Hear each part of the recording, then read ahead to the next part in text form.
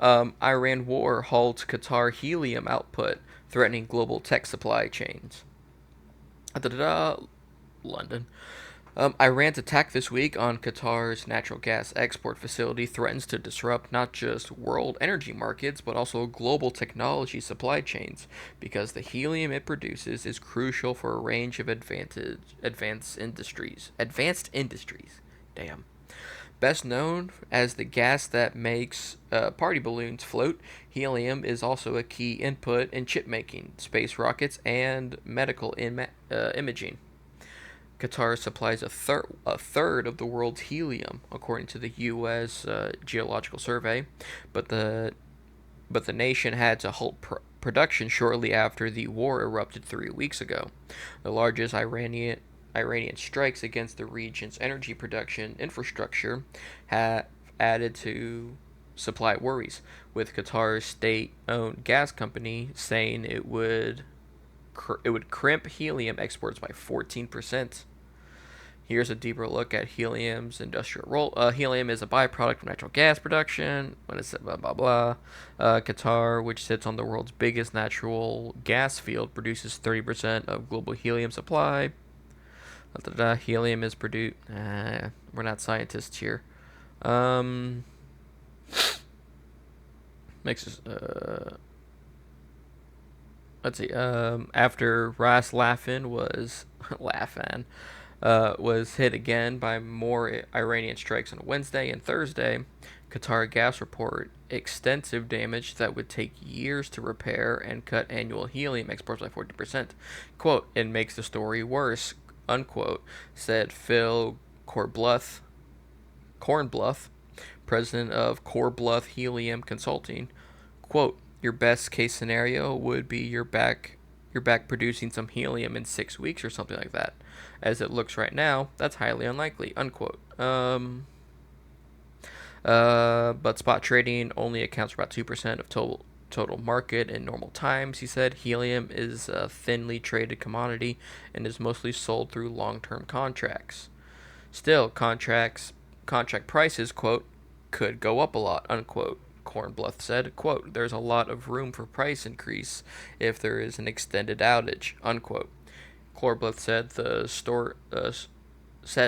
storage hasn't hit yet, but helium containers that would have been filled when the conflict erupted at the start of March would have still taken several weeks to arrive in Asia. Quote, nobody runs out of helium yet, but there's a few weeks out when the shortage really hits, unquote.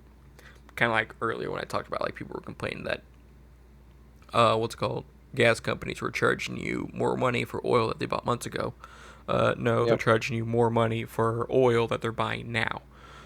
Yep. Things take time, but helium is essential for manufacturing semiconductors, including the cutting-edge chips used for artificial intelligence models produced in Asian fabrication plants. It's a great con- it's a it, blah. It's great at conducting or transferring heat, making it ideal for rapid cooling. Chip makers use it to cool wafers, the disk of silicon printed on tiny electronic circuits. Helium is used during the etching process when material that's been deposited on a wafer is scraped away to form transistor structures, said Jacob. Said Jacob. I'm not going to say his last name. An analyst at Georgetown University Center for Security and Emerging Technology. During the etching process, quote, you really want to maintain a constant temperature over that wafer.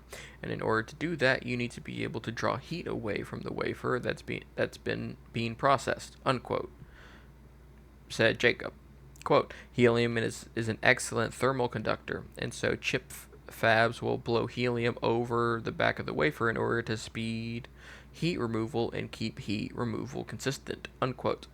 Under current semiconductor manufacturing processes, there's no viable replacement for helium to cool wafers, said Jean Huang Lee, a professor of semiconductor devices in South Korea's Sangmyang University. The medical industry uses helium to cool superconducting magnets, powering magnetic resonance imaging machines. Oh my god, I couldn't think of that. And the space industry uses helium to purge rocket fuel tanks, a demand that is expected to grow because more frequent launches by companies like SpaceX and Blue Origin expect your Tesla prices to go up. Helium atomic properties make it tricky to store and transport. In gas form, helium's tiny molecules can easily escape containers by leaking through even the smallest gaps. I mean, I guess. Like, I say that, but, like, that's not really, I mean, I guess it is. Never mind. Ignore me. Helium is typically chilled by Qatar's gas company into liquid form and stored in insulated containers for transport through the Strait of Hormuz. Hormuz. I'm too redneck for this. The specialized containers can store helium for 35 to 48 days. Any longer, and they start warming up, letting the helium transform into gas that escapes through pressure release valves.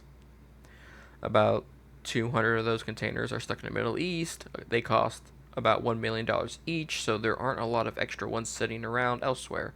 It's going to take a fair amount of time to get these containers out of Qatar and to get them somewhere else where they might be able to be filled with helium. The United States is the biggest producer. Well, the United States is the biggest producer, according to 81, accounting for 81 million cubic meters last year. Qatar, Algeria, and Russia are the other major producers of Rush. I'm telling you, man, that tinfoil hat. We're doing this on purpose. Right? We are destabilizing that region. That way, people rely on us. Now, granted, Algeria and Russia, those are also, especially Russia, those are competitors. But still, you know what I mean? Ah, man. Mm-hmm. If I had a dollar, especially with all the other conspiracy theories coming out right now, aliens.gov. Um, but Russian suppliers are banned under states and European Union sanctions. Under states? Okay. USGS estimates the United States has 8.5 billion cubic meters of recoverable helium in geologic reservoirs, while the rest of the world has 31.3 billion cubic meters. So, oh, okay, that's the rest of the world.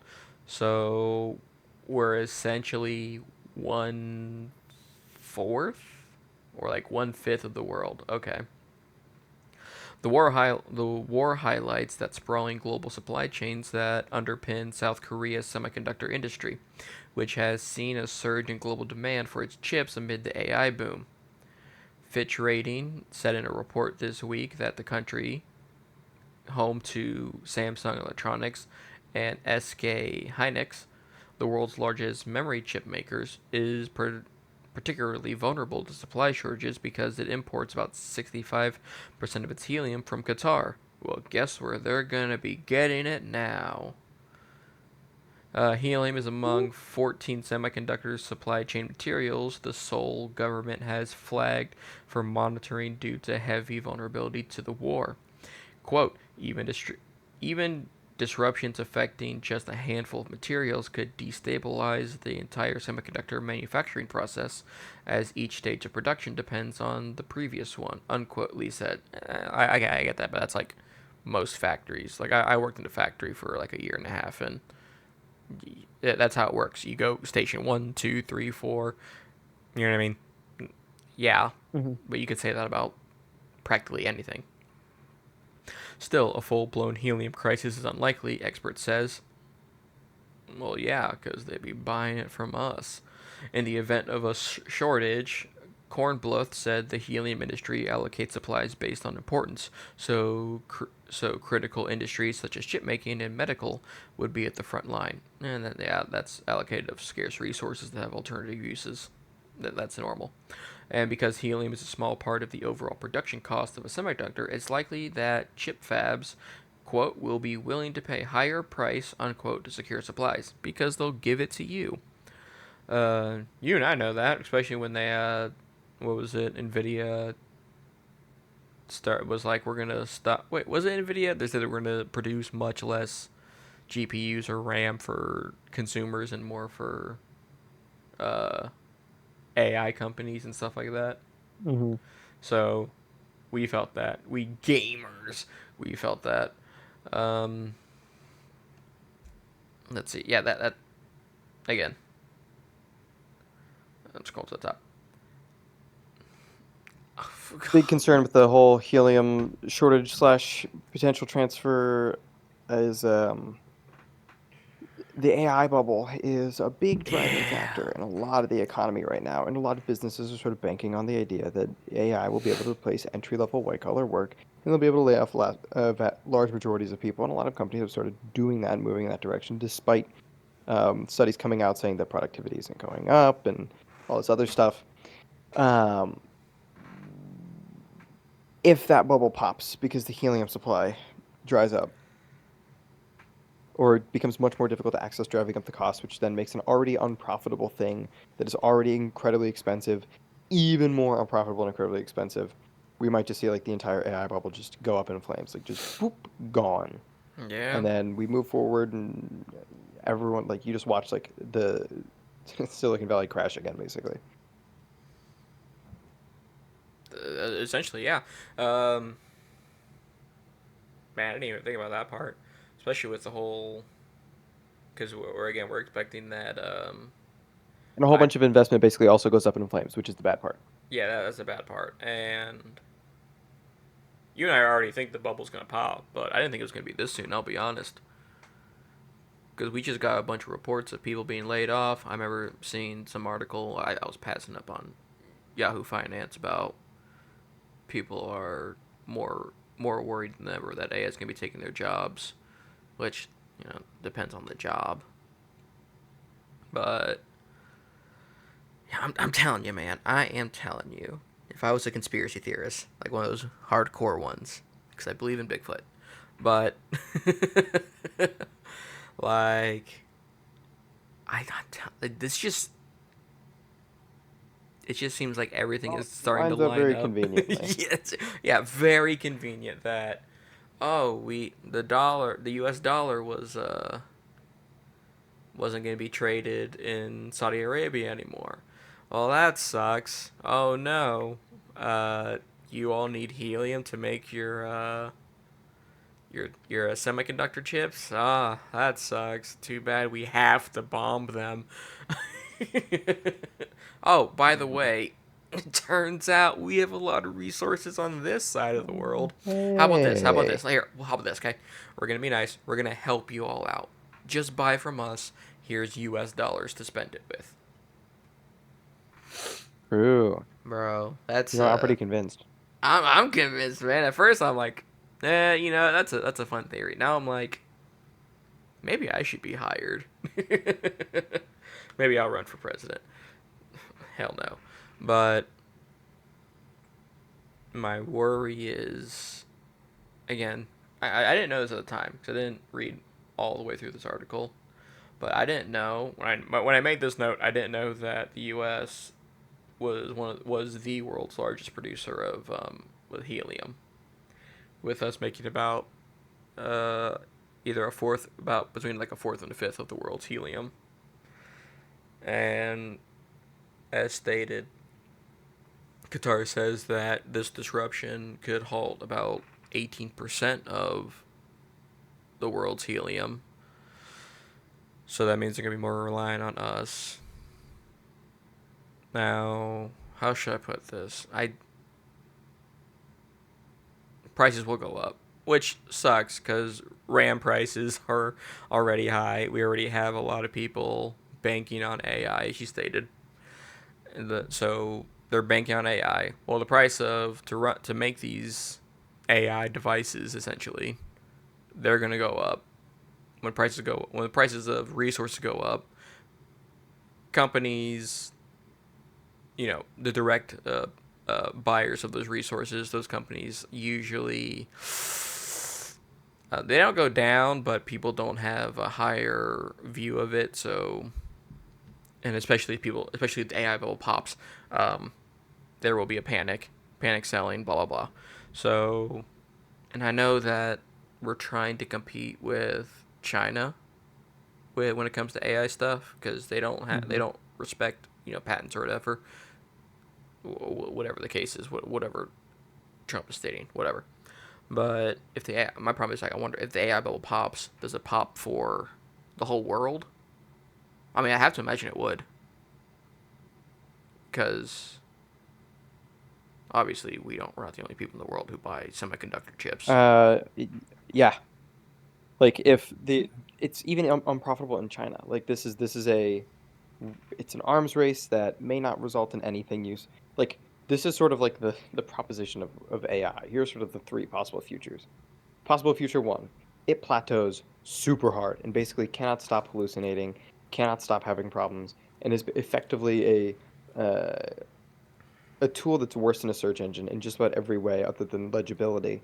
Um, and basically just gets slowly phased out in technical usage because it just doesn't do the job well enough.